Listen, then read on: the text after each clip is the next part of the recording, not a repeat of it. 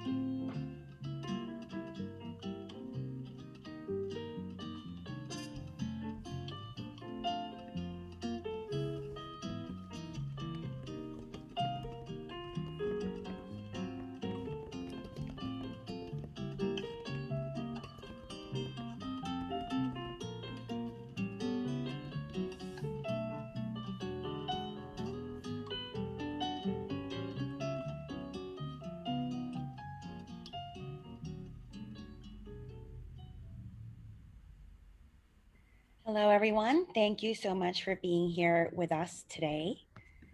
Today, we're here to discuss access to higher education for AAPI youth with disabilities. So without further ado, I will go ahead and introduce our panelists. First, we have Kenna Sheikh. Janella, please go ahead. Sorry. Hi. Yeah, so going on, sorry, Darby, did you want me to skip okay, sounds good.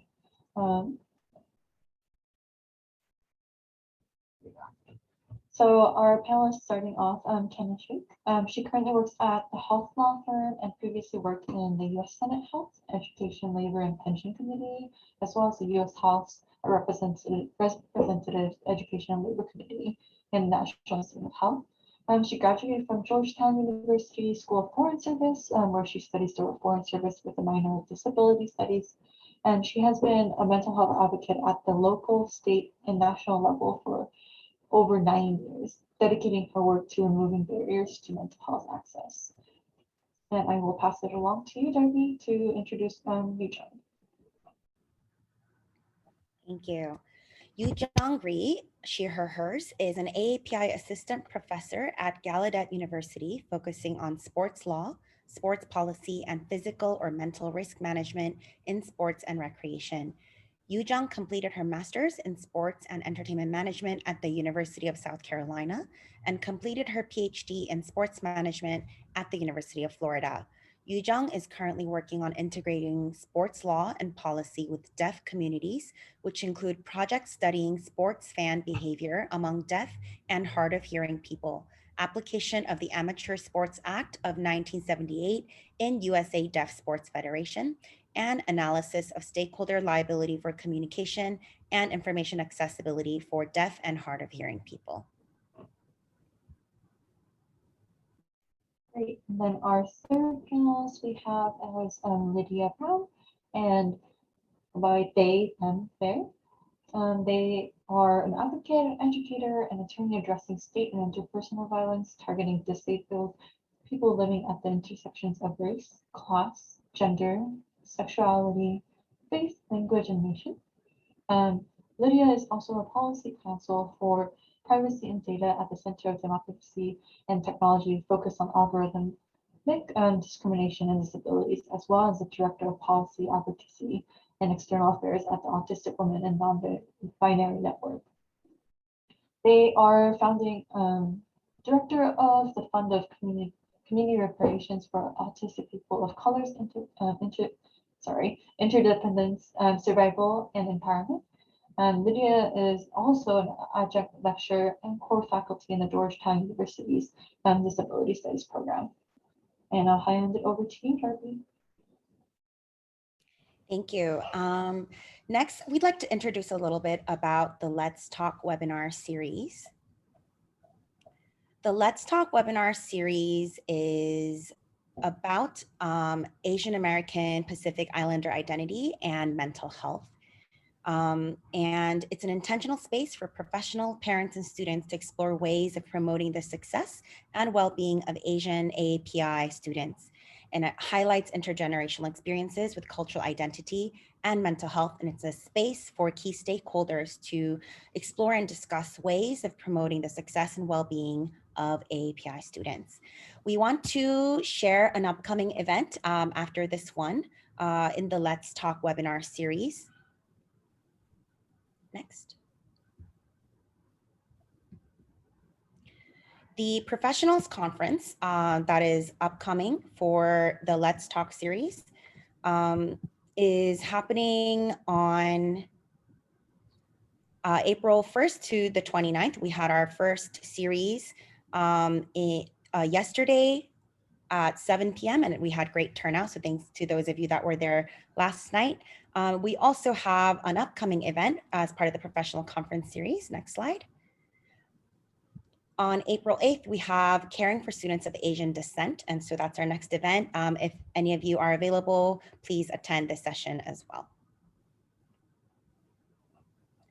Next, the agenda for our event today, and this is the website for the Let's Talk, if any of you would like to check out our website or register with a QR code on the screen. The agenda for today will be first going through the panelist introductions and then opening questions from 4:15 to 4:30, and then panelist specific questions followed by an open Q&A with the audience. And then lastly, we'll have one closing question for all of our panelists. So without further ado, we will get started with opening questions for our panelists. Our first question is, in what ways are AAPI youth with disabilities uniquely impacted due to their AAPI identity? And we'd like to first hear from Lydia.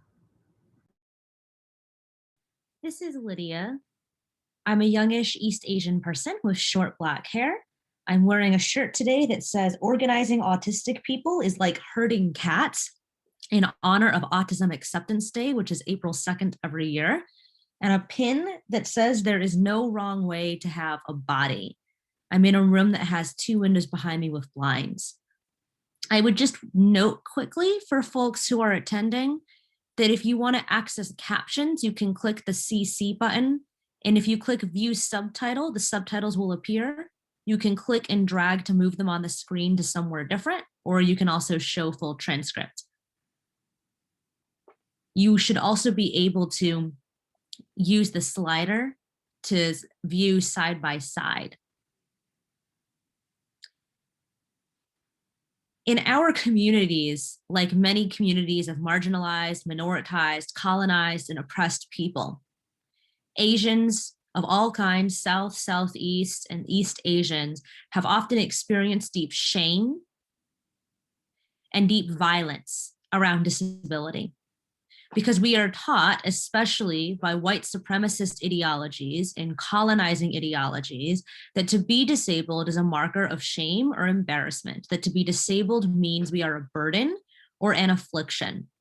That means if we are disabled, then we are less capable of being productive or achieving, that we can't be recognized as intelligent and therefore as persons. And under white supremacy, this becomes particularly dangerous and deadly. White supremacist ideology is rooted in ableism, and ableism is rooted in white supremacy. They cannot be separated. We can look to the entire legacy of history in the United States to understand the ways in which anti-Asian racism and ableism have always intersected. In the belief and the rhetoric that our communities and cultures are diseased, dirty, filthy, or backwards. In the way that violence has been enacted against Chinese immigrant communities, in the internment of Japanese citizens, and the fact that Cambodia is the most bombed country on the entire planet, in the rhetoric and the expectation that white abled saviors need to rescue disabled children from South Asia and from Southeast Asia, in the use of napalm weaponry on Vietnam, but not elsewhere, in the use of dropping nuclear weapons on 2 Japanese cities and nuclear weapons testing throughout the Pacific Islands, causing and creating disability, including trauma, in primarily Indigenous Pacific Islander communities, and in the US, where ableist and racist expectations about who counts as a worthy or contributing citizen, about who counts as a valuable person or even a person at all, shape expectations for who can be permitted to access even the smallest semblance of rights, and who instead will be deemed unfit to reproduce or to participate in society. So when we as Asians experience disability, we are taught by everybody around us that if we use the language of disability, we are accepting the colonizer's narrative, that if we recognize disability, we're in some way giving up, and that if we talk about disability, we are reinforcing the expectations that racism places upon us. And in reality, disabilities are more prevalent in every community of color than they are in white people, if only because of environmental racism and trauma, and because of infrastructural failures and deprivations. And many people also don't understand the ways that Asian experiences are so multifaceted. That because of class differences, caste differences, religious differences, language differences, and gender differences within our communities, that not all of us experience the same access or proximity to either power or targeting by marginality and oppression. I want us to think in particular about the ways in which Asian youth who are disabled will receive simultaneously the message that to be recognized as human, they need to overperform academically because of the white supremacist mythology of the model minority. And at the same time, that if they manage to succeed to perform academically, productively, in capitalist standards in that way, that our youth are then treated as not really human either, because, well, you must be this performance robot. You're not really a person. And people don't realize that those expectations are not just anti-Black and anti-Brown, including against Black and Brown Asians, but they are also profoundly anti-Asian, and they harm everybody in our communities. And they don't make the connection between historical violence against Chinese railroad workers, between working class Filipinx people doing domestic labor who are subjected to labor violence and sexual violence on the job, to violence targeting East and Southeast Asian women who are perceived as doing sex work, and what happened in the Atlanta shooting recently, or in the fact that laws that mandate including passport photographs literally came out of a fear that East Asian immigrant women were all coming to do sex work. And all of those types of violence, legislative violence, collective community violence, and interpersonal violence are tied to both racism and ableism, as ableism is a system of values about our bodies and minds. And I also just want to note, and I didn't say this when I introduced myself, my name is Lydia, and for those who are joining us who are signing, my sign name is L. Brown.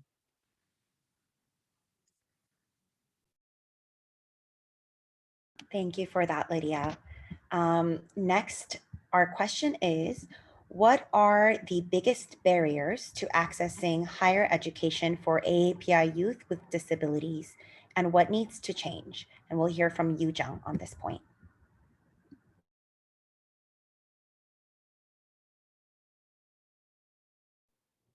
Hello, everyone. Hello, everyone. It's nice to see everyone here. Thank you for joining us and having me here today. I want to just kind of explain this one point, especially what the barriers are for AAPI students, youth who have disabilities. So far in my experience, I've seen many barriers to access for higher education. So for example, I'm a student who went to higher education to study, for my master's degree. But many schools didn't know what was needed or what was required, what the law, required for AAPI students with disabilities to be able to study, to be able to learn, and be successful at college.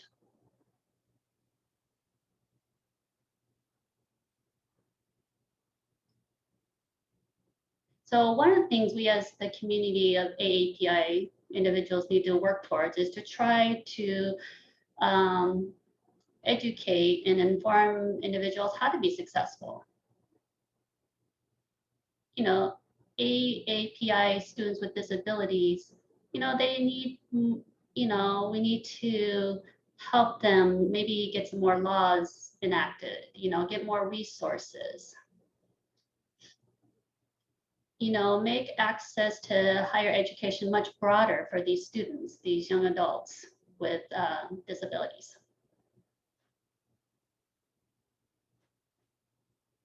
Thank you. Thank you, Yu Jung. Next, we'll hear from Kenna on what does ableism in higher education look like in the spaces you have been in?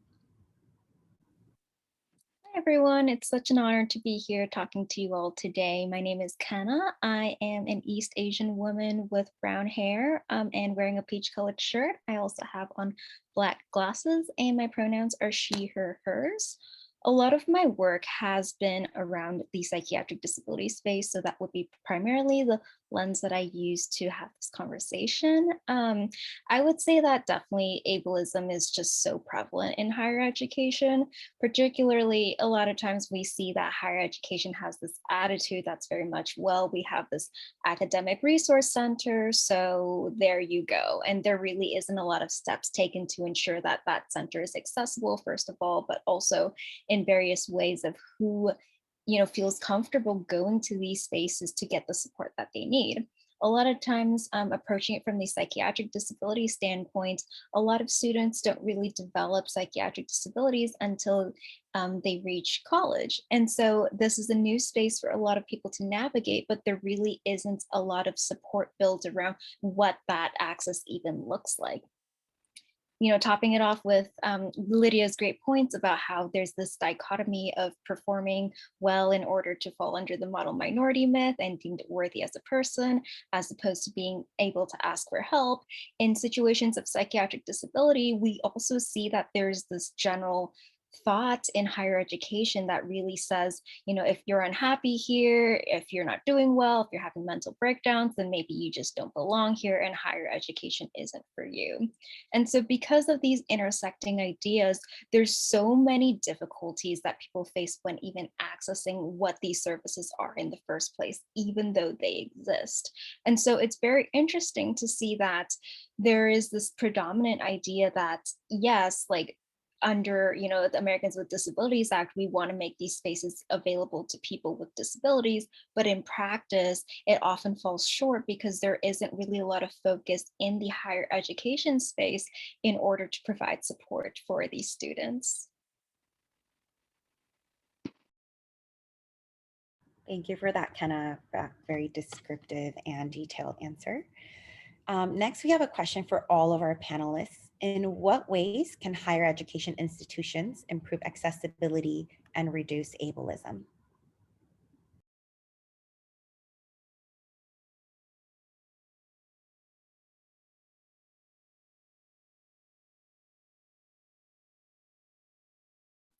This is Lydia. I can offer a few comments. When I think about the way that I teach, and maybe Kenna can also talk about this since Kenna was in my class at one point, I think about my philosophy and my vision for teaching. My primary guiding principle is, what are all of the awful, fucked up things that were racist and ableist that happened to me from other professors? And how can I do the opposite of that as a teacher? In my classroom, I focus teaching around the principles of multimodality, flexibility, and adaptability. I think about access as collective, as a commitment, as a process, as contextual, and as relational. I think of access as our shared responsibility and obligation to each other. And I think about access in connection with being anti-racist, in connection with challenging patriarchal assumptions, in connection with disrupting expectations of access to class privilege.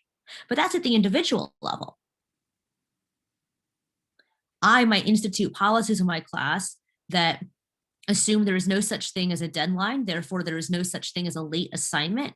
So having disabilities that cause migraines, chronic pain flare-ups, learning disabilities will not affect your performance in my class.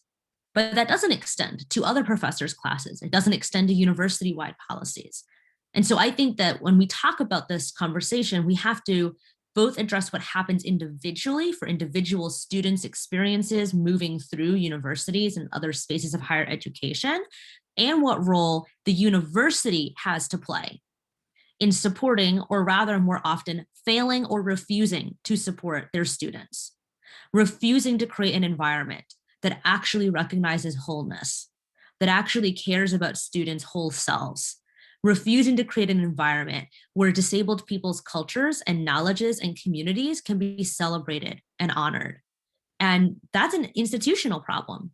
And I wish I could say, here's 3 things that every university could do. And if they did those 3 things, things would be magically fixed. But I can't say that. There is no list of 3 or even 300 things. But ultimately, when we're talking about how do you reduce or challenge ableism, it comes back to, are we shifting the power dynamic? Because ableism is a system of power relations. It's not just individual or interpersonal prejudice or even hate. Ableism is institutional and systemic. It's power. So how do we completely disrupt and end the system of power relations as it operates now? And to do that in higher education, we need to radically reimagine the way that higher education happens. The ways that it works now would be unimaginable and inconceivable in a world that actually centered on disability justice.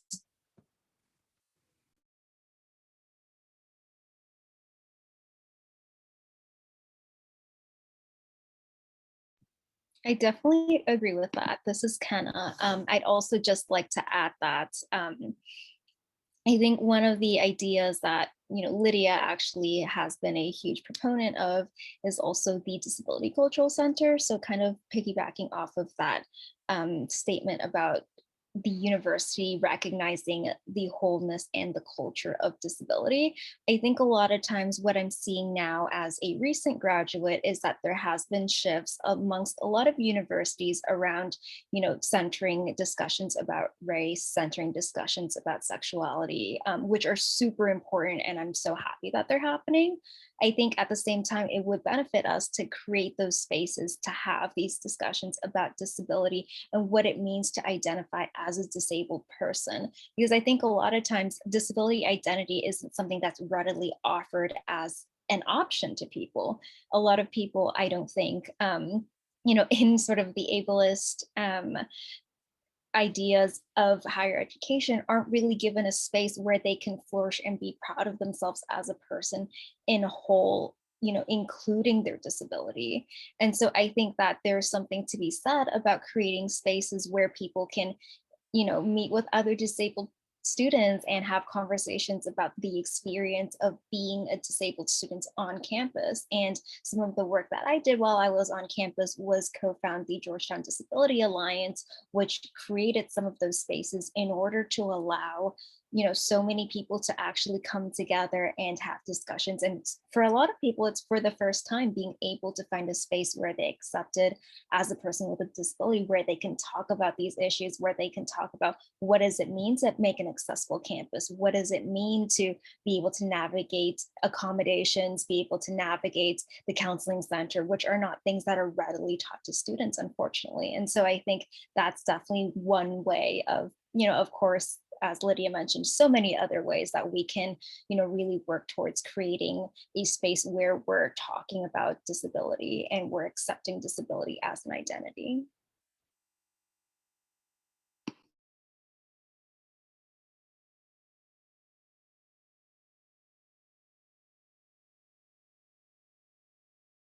Yu Jung is saying she wants to add to those comments. Lydia and what Kenna were mentioning are, are very important. We need to have like workshops, trainings or something to share ideas to improve, the environment and also the community and the world, that's very important. Also, my thought is that it's important to offer opportunities as well to AAPI students with disabilities, so they can, stand up and share their own ideas, their own opinions with others. My question is that, how we can make it a safe and friendly environment where, AAPI, oh, sorry, API individuals with disabilities can stand up and share, their ideas, their opinions, because sometimes, I think that these students, these young adults, AAPI people with disabilities, have challenges being able to show their opinions and ideas with others. And so there needs to be a place where they can share those things, where it's, a fully safe area for them to do that. So that's it. Thank you, all three panelists, for your responses. Next, this is a bit of a heavy topic, but with the recent rise in hate crimes and the violent attacks in Atlanta and Georgia, we want to ask you, we've seen a recent rise in hate crimes targeting AAPI communities. What are some of the implications for AAPI youth with disabilities, and how can we address these implications as a community?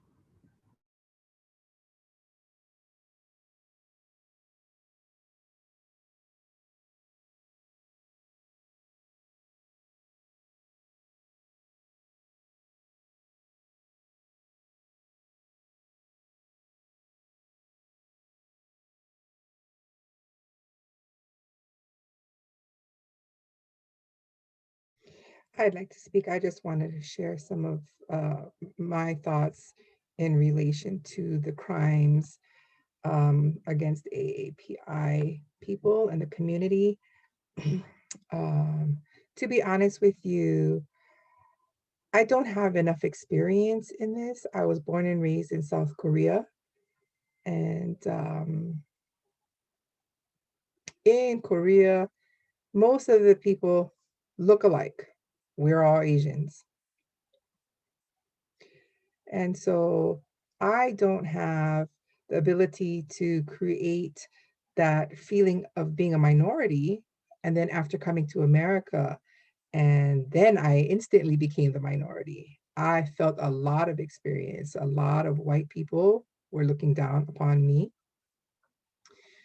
And it made me feel very, very unsafe, as well as afraid and anxious.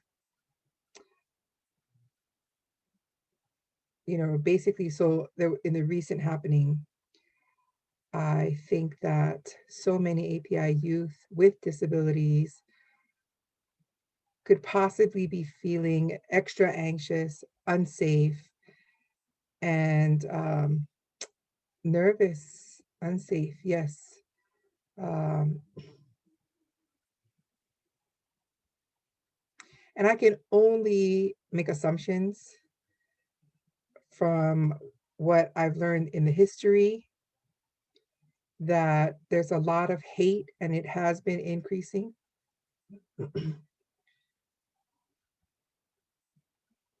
And I think, you know, it's about group hate, which does impact so often the AAPI youth and those with disabilities.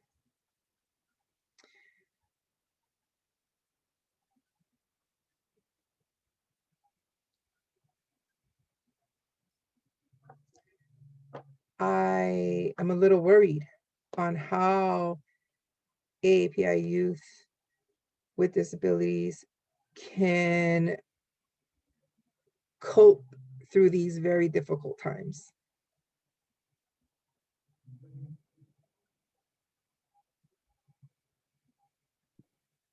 This is Kenna. I definitely agree with Yu Jung on all her amazing points. I'd just like to add that for me, I think what I've been thinking about is just how the intersection of ableism and racism really creates a lot of vulnerability in this space at this time. And I think especially of just the damage to mental health when it comes to being too scared to even go to the grocery shop, or scared that your family members will get hurt from going outside and just living their lives. And, you know, again, these are definitely struggles that a lot of marginalized communities have dealt with historically, including the AAPI community. But I think that at the same time, the conversations that we're having around this is extremely important, and the solidarity that we're building with other marginalized communities, I think, will definitely make an impact in how we're addressing these things. Because especially, I think that historically there's just been this there's been so many instances of, you know, people pitting marginalized communities against each other, but there's also historically been so many instances of people banding together and fighting for the same things. And I think that definitely, if we're moving in a direction in which we can, you know, have solidarity in these movements, I think it'll definitely come a long way in making sure that at least we're addressing mental health and we're addressing this violence, and we're not just going to stay silent about it.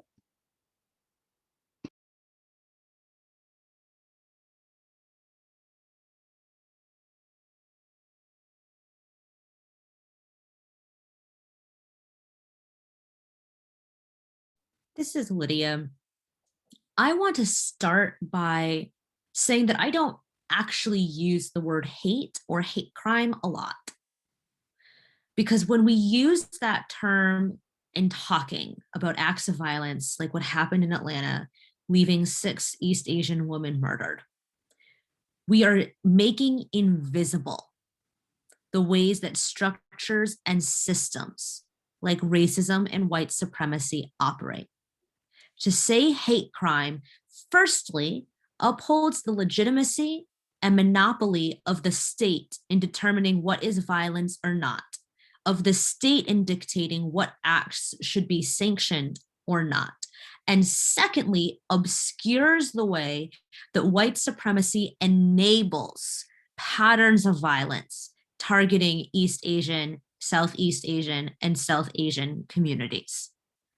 So I don't like to use the word hate crime because it allows us the permission to individualize what happens, to take it out of context and to say these are individual incidents of individual people that are extremely racist and violent, acting out their violence. And perhaps there's a pattern to those individual incidents, but it's still individual. So that's why I don't say that. I talk about anti-Asian violence as part of anti-Asian racism. These are about systems and structures. The state will not keep us safe. The state has never kept us safe. The state is responsible for the enactment of the Chinese Exclusion Act. The state is responsible for enabling only those that it wishes to target for criminalization to be incarcerated, while preventing and protecting from incarceration all of those who it thinks of as fit, normal citizens, white people, abled people, the settlers, the ones who hold class privilege and education privilege.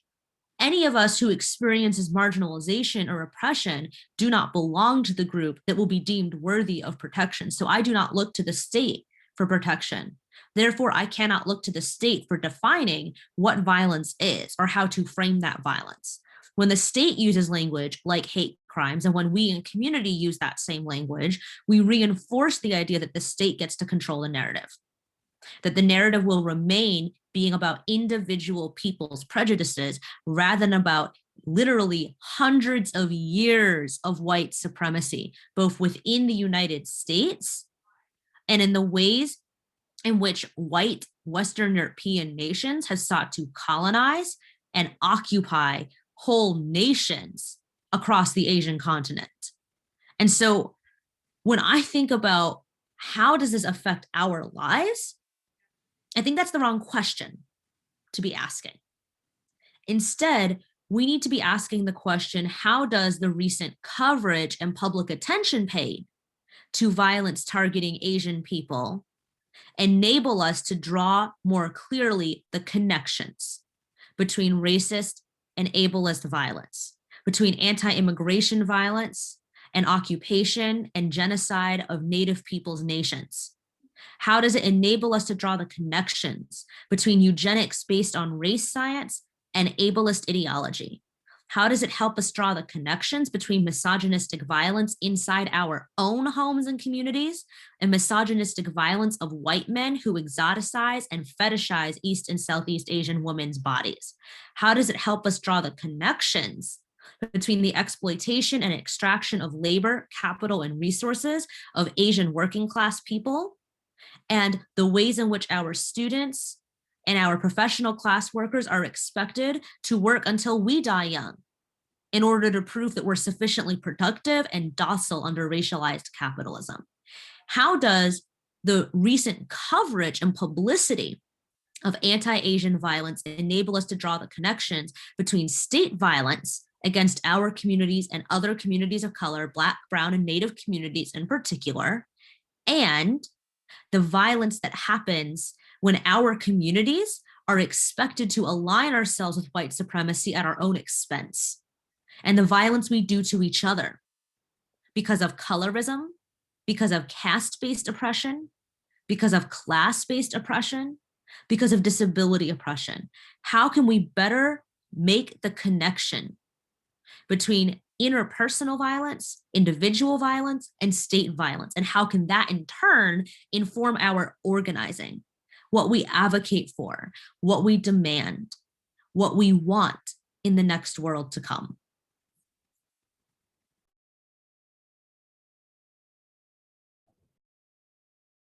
Thank you so much for all three for touching on a topic that has been really in all of our minds, and thank you for all that information.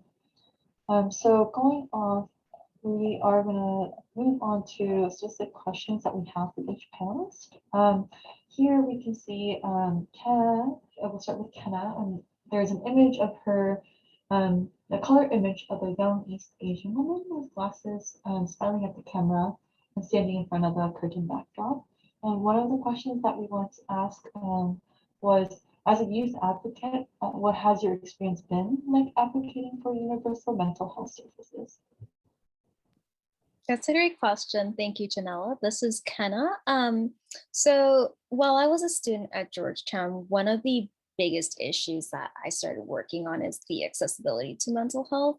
So at our university, what essentially ended up happening was that there were just so many students who needed to use the counseling service, but the counseling service didn't really have the capacity to address the needs of all the students. And so these students would usually be referred off campus or, be given services for 1 to 2 semesters before, again, being referred off campus. And one of the things that I started recognizing was that while students were being referred off campus, it was so expensive to, first of all, get the transportation to go to the appointment that you need. But secondly, it was also just very expensive to get therapy in the DC area. And so it seemed very unfair that a lot of times the students who were being referred off were considered, quote, more serious cases that needed mental health treatment, as opposed to students who were, say, just working through, homesickness during their first semester. And so what essentially ended up happening was that I, with a team of other advocates, worked towards creating the Student Mental Health Fund. And so the idea behind this fund was really to ensure that students who needed mental health services can have money in their pockets when they're going to receive these services. I think a lot of times, because of the nature of higher education, there is the assumption that everyone at these institutions are wealthy and have support to get therapy, when unfortunately, especially in marginalized communities, especially for API, Black and Brown students, that may not be true. And there's also cultural barriers to consider. For example, a lot of students weren't able to have that conversation with their parents and ask for financial support, which is an expectation that the counseling center, mostly made up of white men and run by white men, kind of assumed would be the case. And so with those unique cultural and financial considerations in place, I, as an advocate, just thought it made the most sense to really ensure that this was, the step that we took in terms of making sure that students received the support that they needed when they needed it and under their own terms.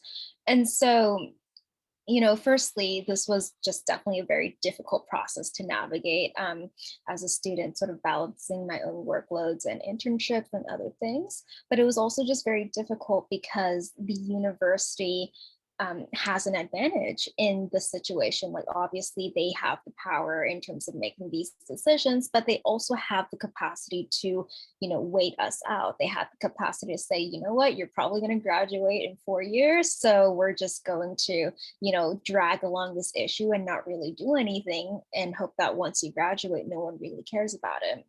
And so the difficulty around this was really then mobilizing students and also just ensuring that there is robust support in organizing around this topic that affected so many students.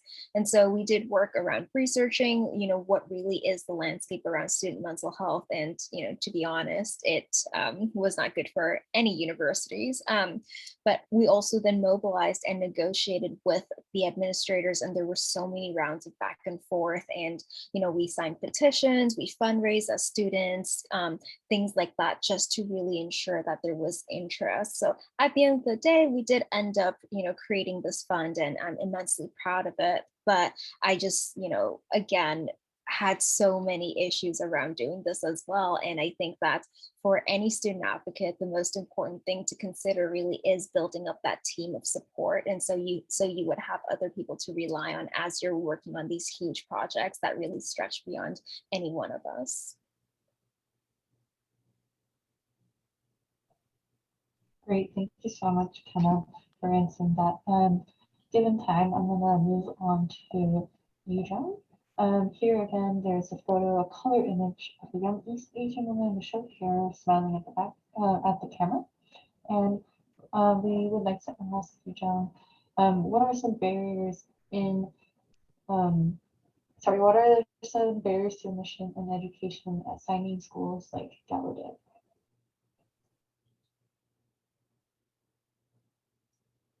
Okay, so this is Yujam, and I am signing. So what are some of the barriers for access into a special university like Gallaudet? Gallaudet is an ASL English school. Those are the two languages. Those are the two official languages of at Gallaudet.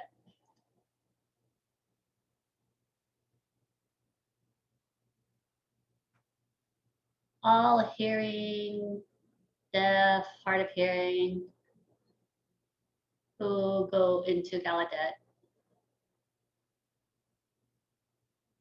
have to be able to sign, they have to know sign, they have to be able to use ASL. Some have grown up with deaf parents, so,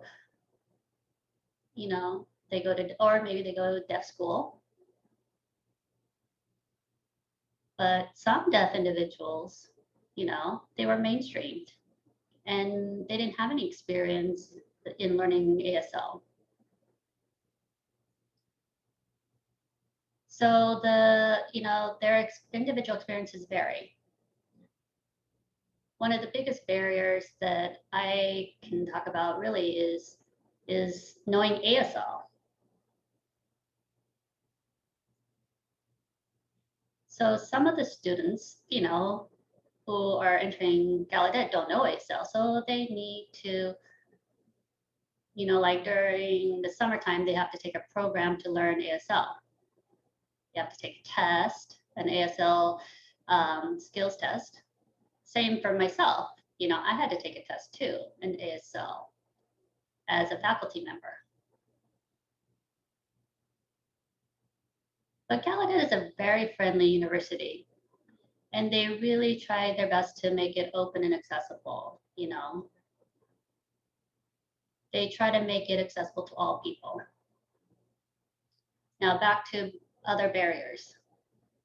Additionally, besides the signing skills, at Gallaudet, we're very careful of the concept of autism. And what autism is, that's, people who discriminate based on hearing abilities that hearing able people have. People, there is that discrimination because, they differentiate between the hearing and signing. So communication is very important, but we try not to establish any types of discrimination. We, focus on the ability to communicate. We try to understand and respect all types of communities and colors of people and cultures. So I think we need, it really doesn't matter what your proficiency level is in a language, what your culture is, if you're hearing or deaf, you're not discriminating based on those things. The idea is to be able to communicate with each other so we can understand each other.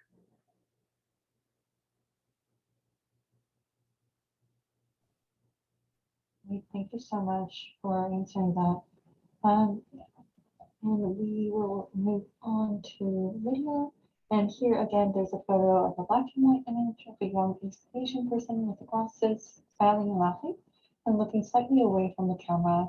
And the photo was by Colin Peters. Our question to Lydia is, in what ways is our current legal system perpetuating inaccessibility and discrimination towards AAPI youth with disabilities? This is Lydia. Our current legal system is literally rooted in histories of violence and oppression. And so there is no one way to answer that question quickly, because the answer is in every way. Our legal system perpetuates ableism. Now, on paper, we actually have a lot of very good laws that promote access, but that doesn't mean that the institutions that are supposed to be subject to those laws actually follow them. The Individuals with Disabilities Education Act was first passed in 1973, the same year as the Rehabilitation Act, including sections 504 and 508 that are of great importance to many advocates today. The Developmental Disabilities Bill of Rights and Assistance Act was passed in the 1980s, and the Americans with Disabilities Act was passed in 1990 and amended in 2008. So we've had these laws on the books for a long time, but that doesn't mean that governments always follow them. It doesn't mean that employers follow them, that schools follow them, or even the institutions of our judicial systems follow them. In fact, it is often our judicial systems and our legal system entities that fail to follow the law as it exists. So the legal system has a number of specific experiences that serve ableist functions. Number one, the institution of guardianship or conservatorship that can strip disabled people entirely of the ability to exercise any civil or political rights in the name of protecting people for their own good. Number two, the actual existence of institutionalization and incarceration, all of which disproportionately impact disabled people, especially disabled people who are queer or trans and from communities of color. And number three, the ways in which our legal system contemplates that merely passing laws will change the underlying problem of ableism in society. So we could talk about this for a really long time, but I know that we are very eager to get to your questions. So I will turn it back over to our moderation team. Thank you, Lydia. Next slide, please. And now it's time to hear from our audience. We have a few questions in the chat, and I will read them out in the order that they've come in. Thank you, Lydia, for an elegant encapsulation of the struggles of AAPI youth with disabilities. My question to anyone who is willing to consider it: what is the best way can one advocate for accommodations or services in an environment where the assumption is that Asians are inflexible and demanding and are always trying to get an unfair advantage to get better grades? On the one hand, we should be able to advocate strongly. But on the other hand, the more we advocate or cite the law, it seems to feed into the prejudice.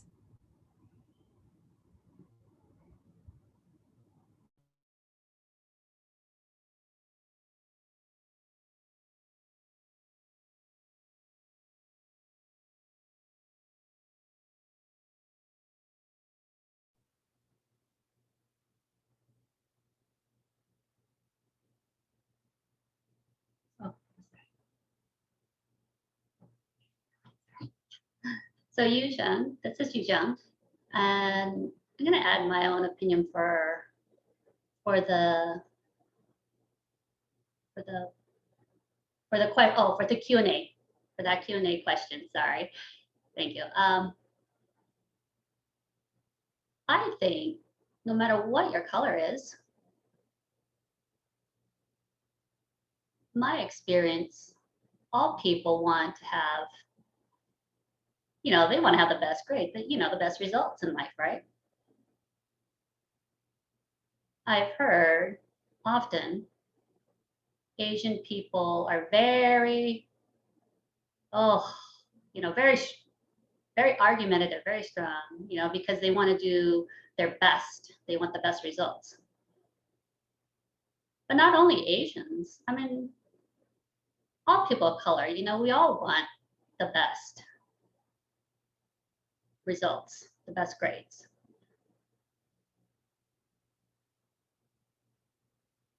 That's my thought, that we, we need to improve, obviously, the respect factor in dealing with each other.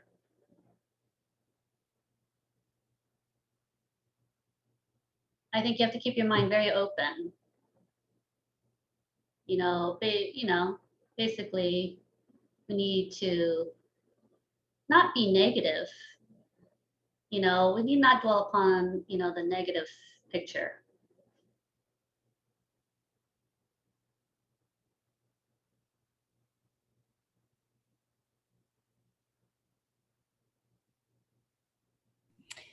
The next question we have from our attendees is, how do you manage dealing with the reality of your own disability while also trying to fight for a more accessible, less ableist university system? How does the burden get shared? This is Lydia. I'd like to respond to this and connect it to the prior question too. And I'd actually also like to push back a little bit on what Yuzheng just said. I don't think that everyone is necessarily always trying to get the best grade. When we think about how everyone wants what's the best outcome for themselves, that outcome might be getting the best grade. But that outcome might also be surviving the academic program with one's mental health minimally intact, regardless of what grades one gets.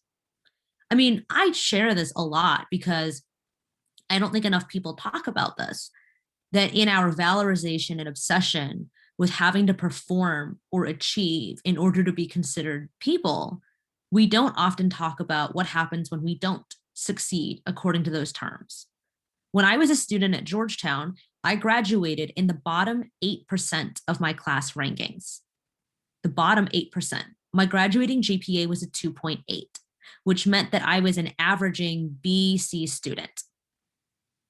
Grades that would, for most people at Georgetown, be considered devastatingly low, where students routinely freak out if they get a B+. When I went to law school, where we didn't technically have GPAs or letter grades or quantitative grades, my GPA equivalent, if you calculated what we got and translated it into grades, was a 2.2. I like to think that I turned out okay, you know. My grades were not a reflection of my capacity to participate in those programs or to perform in those programs or to learn things, but they were a reflection on just how hard I had to struggle to minimally be taken seriously as a student, as a colleague, or even as an advocate, if only for myself. But oftentimes, especially when I was in law school, I wasn't able to advocate for others. When I was an undergrad, I did a lot. I was constantly engaged in advocacy. Darby and I lived on the same floor at one point. You probably remember that at one point I even papered the entire hallway with advocacy related posters. I don't think other people were as thrilled about that, but I was very proud of that. And I remember when I made it to law school, I ended up having to fight against constant racism, ableism, and anti-trans oppression on a daily basis that was personally targeting me so much that I was very, very removed from most student organizing and activism. I was involved a little bit, but not nearly even a fraction as much as I had been when I was an undergrad, because I was just subjected to such a deleterious environment that I wasn't able to think that much about anything except how I could get out. So in answer to the person who asked anonymously, how do you manage trying to deal with this while trying to fight for a less ableist university? I can't give you a straight answer to that question because everyone's circumstances are different. What you are facing is different. What capacities and support systems you have are different. But I will remind you that while I believe we all need to be part of advocating for a better world, what that looks like can be different from person to person. And doing that advocacy work cannot mean literally destroying your own entire life in the process. Let me pause that while the interpreters switch.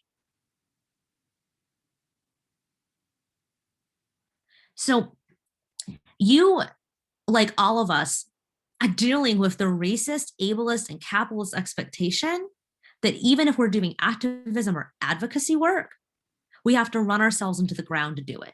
That if you're not doing every single meeting, if you are not joining every single committee, if you are not planning every single event, writing every single proposal, replying to every single email, going to every single conference, joining every single organization, then you're not good enough at being an advocate. Well, that's an impossible standard, and it's one that will literally destroy our whole lives.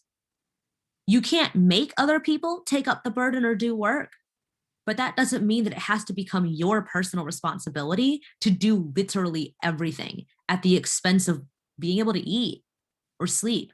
Like, I remember, I'm going to embarrass you a little bit, Kenna. This one time we were out to eat really late at night, and Kenna was saying, oh, I need to be back to campus. And I was like, why? And Kenna was like, because I have this meeting. And I was like, at 10 p.m.? Kenna was like, yeah, it's for this campaign that I'm working on. We're trying to organize this particular event. And I was like, no, you do not need to be having a meeting at 10 p.m. This does not have to happen. Oh my God. So I literally took Kenna's phone and was like, no.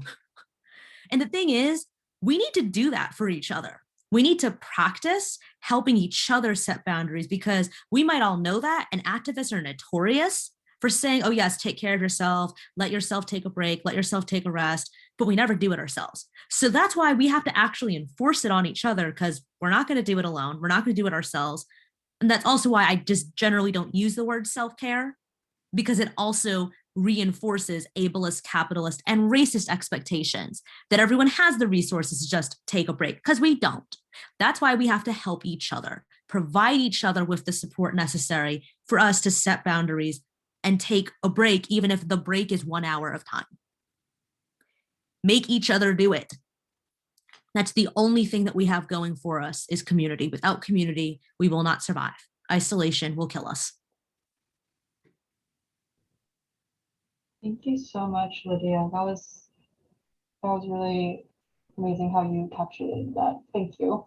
I do recognize that it's 5 o'clock, so if you do have to hop off, we totally understand.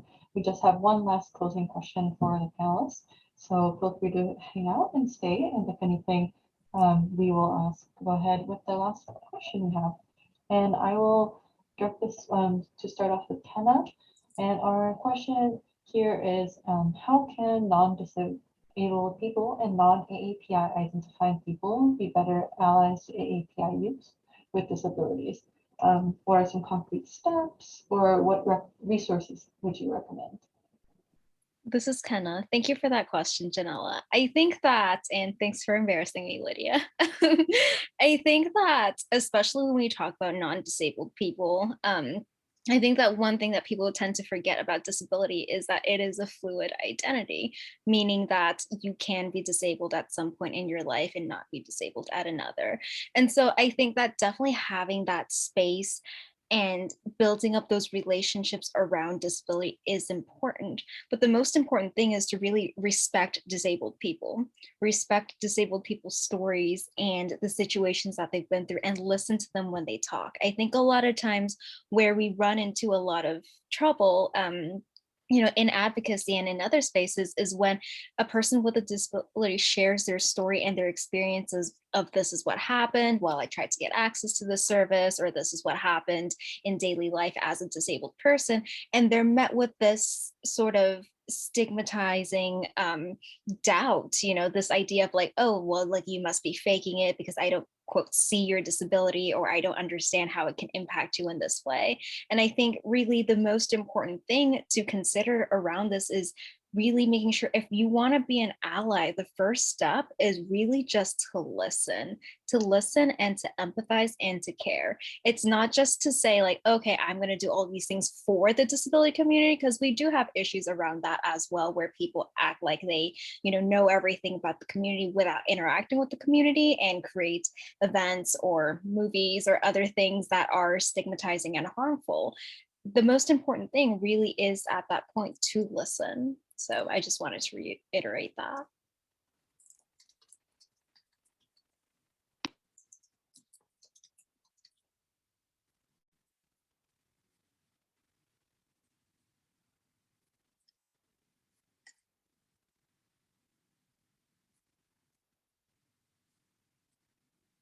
This is Lydia. I think the captioner was just typing into the chat box by accident. Yes, our primary host had to hop off, so I'm going to reassign closed captioning permissions to Kyle again.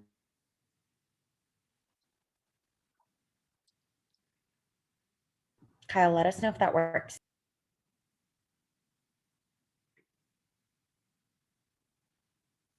Oh, that was Emily. Emily's name is under Kyle. It showed up that way. Oh, this is Lydia. I would suggest, number one, always listening to what actually disabled people have to say and have created. And number two, you can look to very specific resources. The organization HEARD, helping educate to advance the rights of deaf communities, recently published an excellent resource, The Revolution Must Be Accessible, on organizing during virtual times. SIN's Invalid Disability Justice Performance Project has an excellent primer called Skin, Tooth, and Bone, The Basis of Movement is People, that recently released a second edition. They also have a number of access suggestions on their website for different types of advocacy work. The Autistic Women and Non-Binary Network and the Autistic Self-Advocacy Network and SABE, Self-Advocates Becoming Empowered, all have a number of resources written in plain language or easy read format to assist people with intellectual and developmental disabilities in participating in and leading in policy advocacy and community organizing. And many of those resources are also helpful to people who are seeking to practice better allyship. These are just a couple of examples. There are many others. You can find resources from the Fireweed Collective, which is rooted in the Mad Pride movement. You can find resources from Health Justice Commons and the Disability Justice Cultural Club that were both founded last year. You can find resources from the Abolition and Disability Justice Collective on deinstitutionalization and decarceration. There are many resources out there to both learn about the issues, develop a better anti-ableist analysis, and learn how to better support disabled people in your work.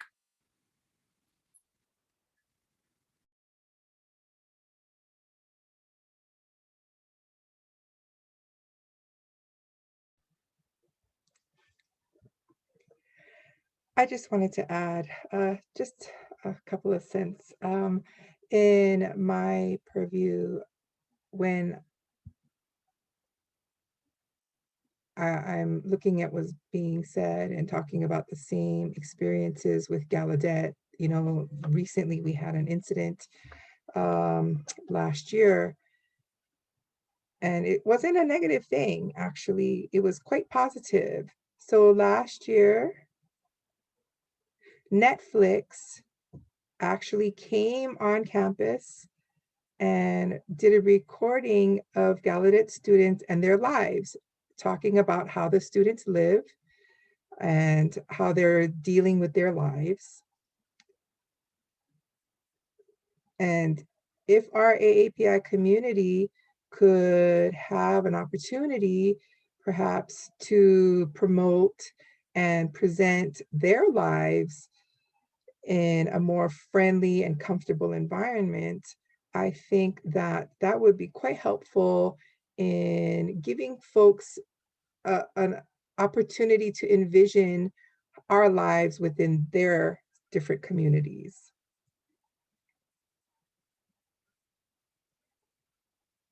Thank you for that, Yujang. So finally, we are now at the end of our event. Thank you for all of our panelists for their amazing contributions. And thank you very much to all of our attendees who stuck with us till the end. The recording will be available on the Let's Talk website, so keep an eye out. And we will also share on the website all the list of resources that Lydia just shared with us. So thank you very much, everyone, and have a lovely rest of your day.